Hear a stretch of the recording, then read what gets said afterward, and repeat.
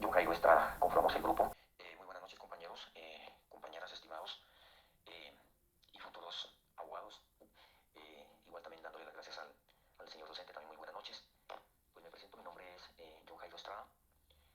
Nosotros conformamos un pequeño grupo de estudiantes de la Facultad de Derecho, que a continuación voy a decir sus respectivos nombres, empezando por la señorita Lisbeth Danitza Rodríguez Moreno, Ana Milena Luna Correa, Robert Edison Daza Pérez y John Jairo Estrada. Conformamos el grupo, que en este caso tomamos como punto referencial en la edad antigua, ¿sí?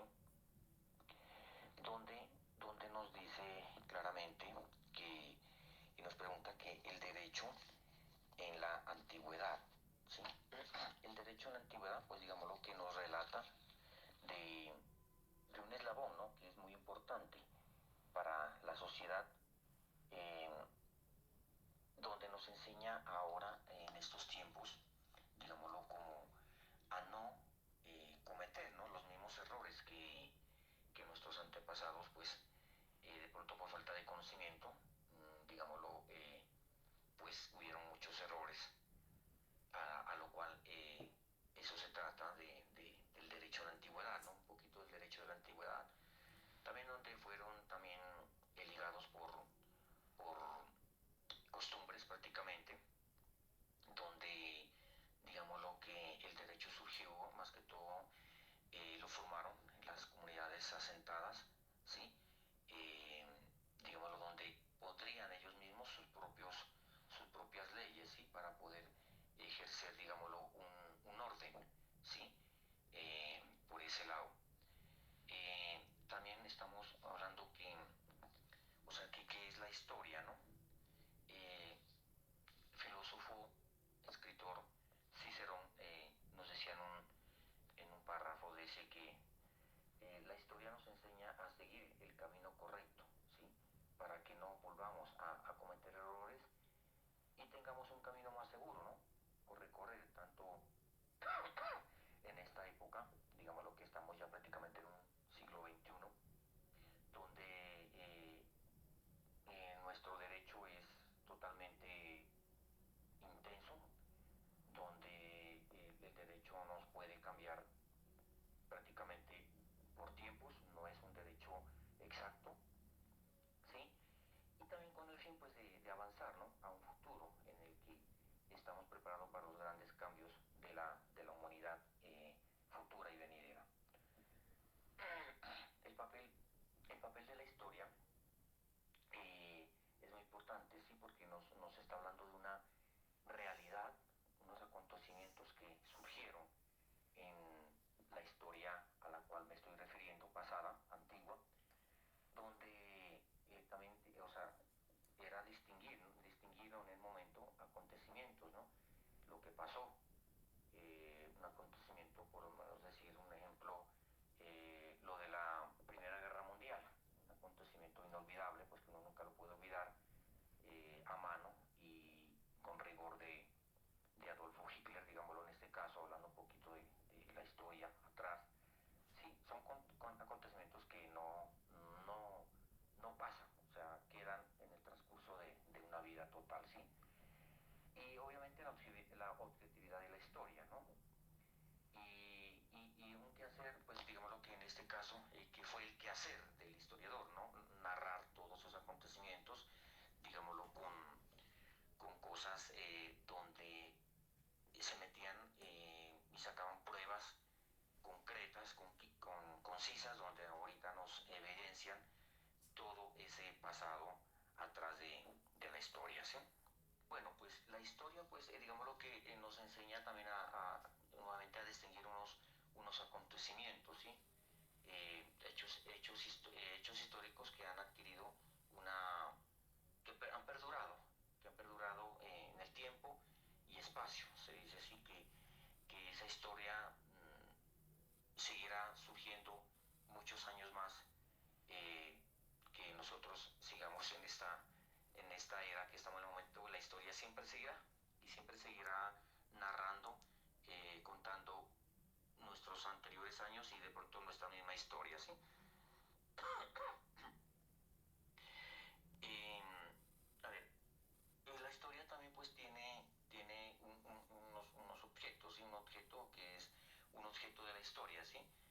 entender, ¿no? Entender el comportamiento de los grupos en ese tiempo, en esa era, al convenir una sociedad a lo largo del tiempo, nos dice, ¿sí? Que un sujeto de la historia, o sea, se refiere a los protagonistas de los eventos históricos, ¿no? Que surgieron, como lo acabo de mencionar anteriormente, la Primera Guerra Mundial, donde fue histórica pues por su cantidad extensa de muertos y de destrucción, ¿no? Entonces, digamos que el sujeto es los personajes que estuvieron en ese acontecimiento. Y hablamos un poquitico del derecho, ¿no? O sea, ¿qué es el derecho? El derecho es como que regir una sociedad, regir unas conductas pasadas y en esta época, en esta nuestra era, sí, o sea, como regir al hombre a que cumpla unas normas, ¿sí? A que se rija a unas normas, unos estatutos que prácticamente nos ordena, digámoslo en este caso, nuestra Constitución Política de Colombia. Entonces estamos hablando que así como decir en un concepto, el derecho rige, ¿no? O sea, el derecho nos rige en la vida social, ¿sí? Nos estamos hablando en base a principios, ¿no? Practicados por un grupo social, ¿sí? Prácticamente. Entonces, en resúmenes palabras, pues el derecho es el buen vivir de una comunidad, de una sociedad. Bueno, aquí encontramos un concepto que nos dice que el derecho es el que rige el comportamiento de una sociedad en convivencia. Este lo materializa a base de principios. En el derecho antiguo encontramos cómo se organizaban nuestras primeras generaciones. En ella encontramos la más importante de todas, la madre, la costumbre, también conocida como una conciencia de obligatoriedad en grupo. Aquí en la costumbre lo que ella nos quiere dar a conocer es que son tradiciones que se expresan o se comportan ante una sociedad en dicha fecha o en cierto lugar establecido. En el derecho se empieza a organizar de tal manera, nace de la costumbre y vienen a surgir las categorías jurídicas, que es el sujeto de derecho y las obligaciones que tiene cada persona, que es el objeto sobre el cual renacen los derechos y obligaciones, que cada persona tenemos actividades y comportamientos de acuerdo al tipo de sujetos. Encontramos en las categorías jurídicas la relación entre sujetos, cómo se adquieren derechos y se comportan y cómo se contraen obligaciones. Ya de acuerdo a ese comportamiento de las personas de la sociedad, vienen a ser la norma jurídica. Dentro de la norma jurídica encontramos la base principal, que es el derecho y las normas. Esta se divide entre la moral y el trato social. Nos dice que tenemos unas normas que son sociales, que estas normas vienen a ser de trascendencia natural, puede ser social o política, y que pues relaciona el comportamiento social, ¿no? Relaciona las normas pues que son dichas de una sociedad. Y también encontramos las normas jurídicas, que hacen referencia a los valores establecidos, los cuales son concretos, los cuales están escritos, los cuales se han ido desarrollando a través del tiempo, como son la justicia y la equidad. Bueno, pues las normas jurídicas nos explican que pues estas son establecidas por fuerzas naturales del hombre. ¿Qué quiere decir esto? O sea, de acuerdo a lo que ha venido sucediendo a través del tiempo, la norma jurídica tiene que ir evolucionando para así poder cumplir con su función. Dentro de ella encontramos una naturaleza, que es la naturaleza de las cosas, viene a ser el derecho natural, y por parte del hombre, por el mismo hombre, pues encontramos el derecho positivo. Ya de acuerdo a este derecho natural y a este derecho positivo, empiezan a surgir derechos como el derecho público y el derecho privado, que aquí encontramos que en el derecho público es aquella organización de la vida social del Estado, incluyendo instituciones políticas. También encontramos el derecho privado, que es la organización de la vida social desde el punto de vista de los intereses de los particulares. Aquí tenemos como por ejemplo un contrato de arriendo que se celebra entre particulares, una compraventa que se celebra entre particulares, entonces aquí el conjunto. La historia del derecho estudia el origen de las transformaciones del derecho a través del tiempo. Dentro de este origen encontramos un origen material, espacial y temporal. O sea, la historia del derecho, unas fuentes que pueden ser escritas y no escritas. Por ejemplo, en las no escritas tenemos la costumbre. También encontramos las normas escritas, que son leyes, compilaciones, recopilaciones, constituciones, sentencias jurídicas, códigos y otros tipos de cuerpos jurídicos, que aquí encontramos son los que son de manera formal. Dentro de la manera formal encontramos la ley, la jurisprudencia y las sentencias de los altos tribunales. La costumbre y principios, que estos son pues los máximos generadores del derecho. Informales, que son aquellos documentos a través de los cuales podemos conocer el derecho en un espacio y tiempo determinado. En las fuentes directas de derecho encontramos la ley, la costumbre y la jurisprudencia, que esta viene a ser un gran aporte jurídico para poder resolver un caso concreto. Las indirectas, que están en parte de la literatura, artes plásticas, cine, arquitectas y música, a través de los cuales se conocen testimonios del derecho, como por ejemplo el derecho en el poema del Sí, el autor es Eduardo de Hinojosa. Dentro de ellas encontramos los problemas de limitación espacial, que estudia la historia desde una visión espacial, que viene a ser la nación, el continente y el universo. O sea, el derecho es algo que avanza diariamente y se viene desde muy atrás organizando, o sea que tenemos, es mejor dicho, que mejorarlo. Aquí encontramos lo que es la nación. Dice que sigue determinados criterios de periodificación para estudiar la historia de un país o una nación. Estos pueden ser sociales y políticos, hasta religiosos. También tenemos el continente, que analiza las corrientes jurídicas que ha generado unidad. Historia del derecho europeo, que viene basado en el derecho romano, derecho canónico y el iusnaturalismo.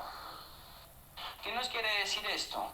Nos quiere decir que a través de las leyes que vienen creadas desde otros continentes, son copiadas, son argumentadas, son prestadas, son mejoradas, son editadas, para así tener una mayor convivencia en la sociedad de cualquier estado. Y dice que las leyes también son universales. A partir del siglo XV surge la tendencia del historiador en el derecho desde el punto de vista supranacional. Aquí encontramos ya algunos fundamentos filosóficos, etnológicos, publicaciones como El espíritu de las leyes, que es un libro muy importante de Montesquieu.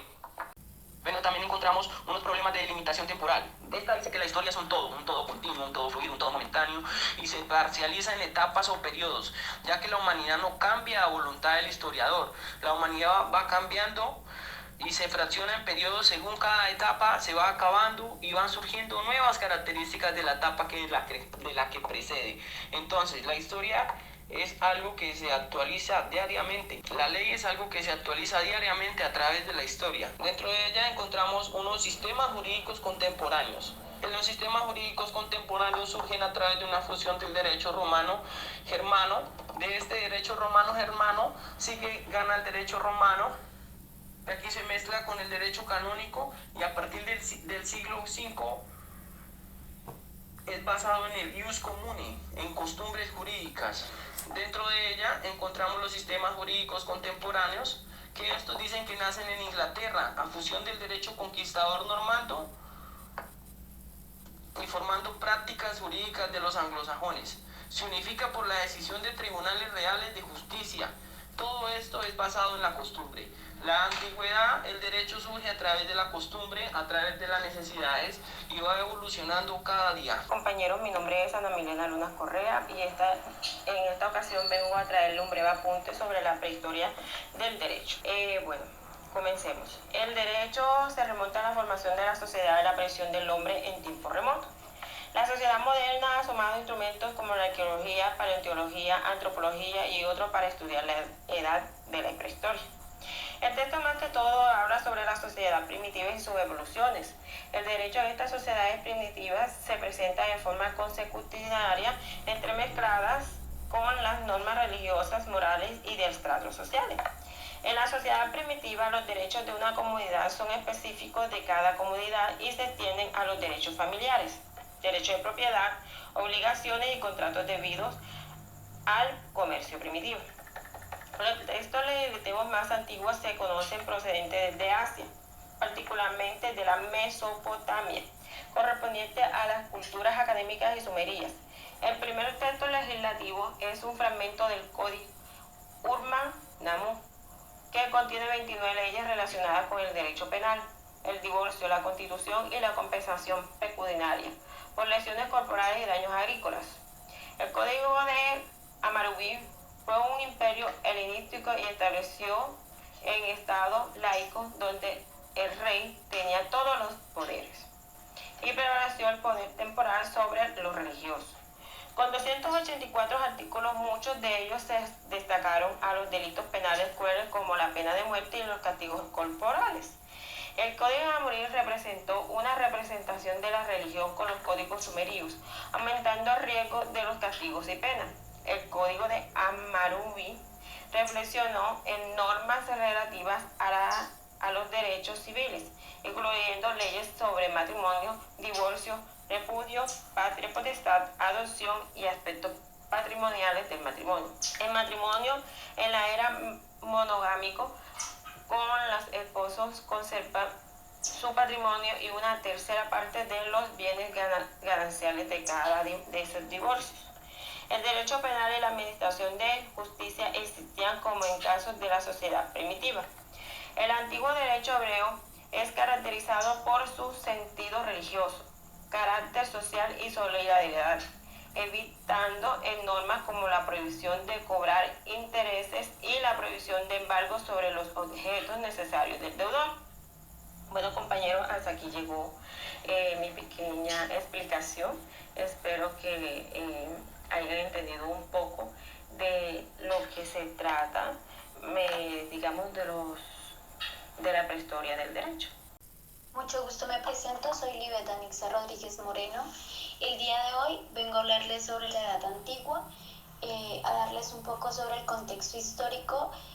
Nos basamos en los libros que sugirió el docente en la bibliografía.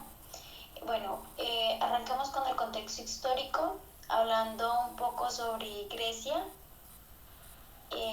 Pues Grecia es una civilización que se desarrolla a partir de periodos, tiene 4 periodos importantes.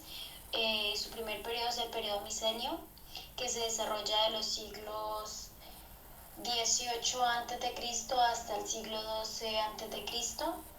En este periodo es dominado por los aqueos, siendo Misenia su ciudad más importante. Continúa con el periodo homérico, que comprende del siglo 12 a.C. hasta el siglo 8 a.C.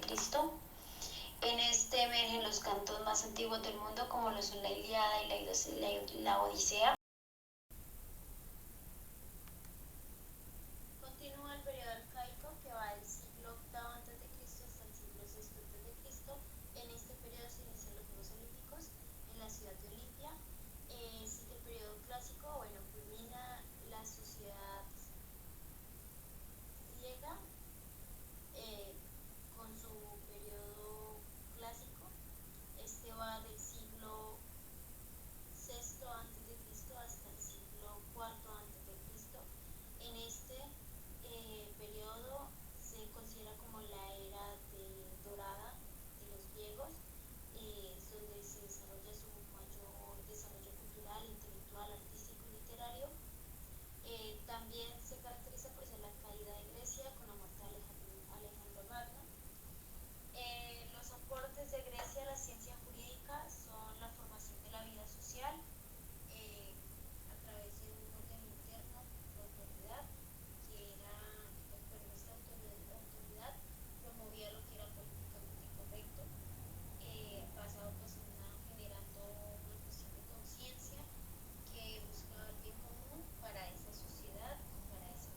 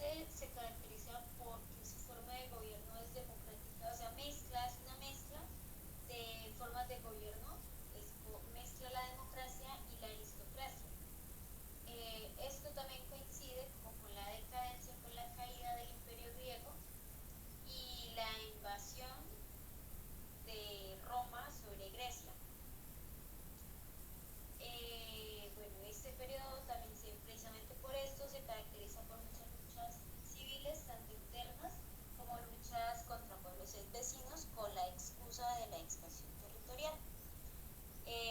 Bueno, después de este periodo sigue el periodo imperial, que va del siglo I antes de Cristo hasta el siglo V después de Cristo. Este periodo pues es el periodo imperial, se caracteriza porque es una sola persona quien gobierna. El emperador es quien concentra el poder tanto militar como civil. Este periodo unifica una sola civilización, unifica varias culturas en una sola civilización. Un ejemplo de eso pues es el Imperio Romano, que a él va en su proceso de expansión, va invadiendo, va colonizando, se va expandiendo sobre otras culturas y pues hace que se unifiquen muchas culturas en una sola civilización, que era la romana. Del Imperio Romano a la ciencia política, los romanos desarrollan la res pública, que es la cosa del pueblo. En este es el reconocimiento y la participación de los plebeyos o del pueblo dentro de las decisiones dentro de la política. La res pública también fue una constitución mixta republicana que sirvió de preludio a la conformación de constituciones de distintas, constituciones, cartas magnas y la legalidad romana. Esto mismo pues constituyó un régimen político pues era mixto. En su régimen se considera mixto porque mezcló la monarquía, que se encargaba de los cónsules, la aristocracia, que se encargaba del senado, y la democracia, que eran las asambleas populares, por referenciarlo de alguna forma, que eran pues esas asambleas que se daban en los pequeños llamados pueblos. Según Cicerón, nos habla de que los romanos también hacen un aporte al ius civile, que es el concepto de un régimen político, bajo el cual se organiza una sociedad en busca de la preservación de asuntos y causas que afecten a los ciudadanos de un trato igual, basado en leyes y en usos. Esto lo dice Muñoz, publicación 2020, página 86. Esta parte del derecho precortesiano hace referencia a ese tipo de derecho que se ejercía en estos pueblos mesoamericanos, en los pueblos que constituyen Latinoamérica hoy en día, antes de la llegada del descubrimiento de Cristóbal Colón. Se dice que la cultura maya florece en el siglo III al siglo XVI después de Cristo. La cultura maya fue una de las civilizaciones más avanzadas. Era un conjunto de ciudades-estados que estaba dirigido por una clase social que tenía un orden político y un derecho que se regía bajo la costumbre